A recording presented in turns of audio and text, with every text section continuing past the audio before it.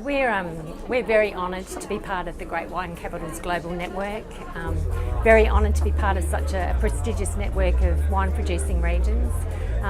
Adelaide is the wine capital of Australia. We have 18 spectacular wine regions. We have 370 cellar doors, 100 of which are located within an hour of the city centre. We produce 80% of Australia's premium wine from some of the oldest vines in the world, thanks to the fact that we're phylloxera-free, which has ravaged many vines in many great wine nations throughout the world. We produce over 100 varieties, or 100 grape varieties, but of course each region has its hero variety. For example, the Barossa, Shiraz, Coonawarra Cabernet, Clare Valley Riesling, Mclaren Bar Grenache, and of course Adelaide Hills Chardonnay. And we are an innovative state. We are home to the National Wine Centre, and we're also home to national industry organisations and major education and research and development institutions. So best tourism experiences, or wine tourism experiences, there are many in Adelaide, South Australia.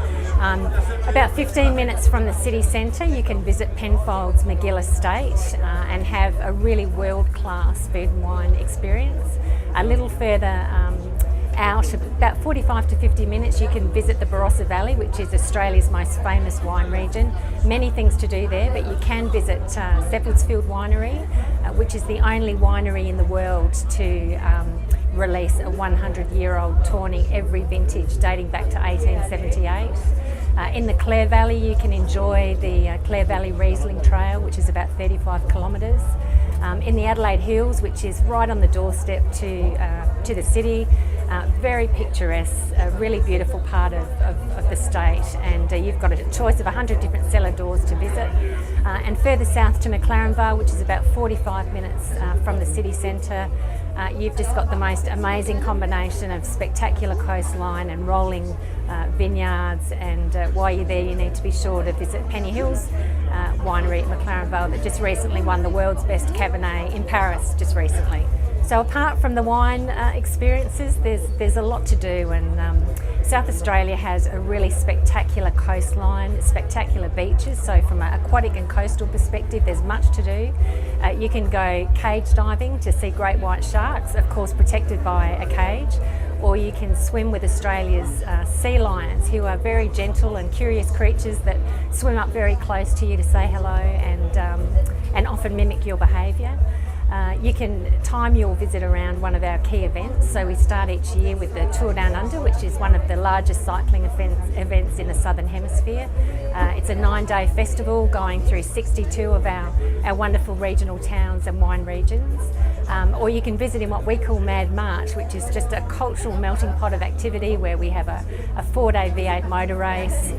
We also have WOMAD, which is an international music festival, combined with the Fringe Festival, which is an international arts festival which takes over the city for the entire month.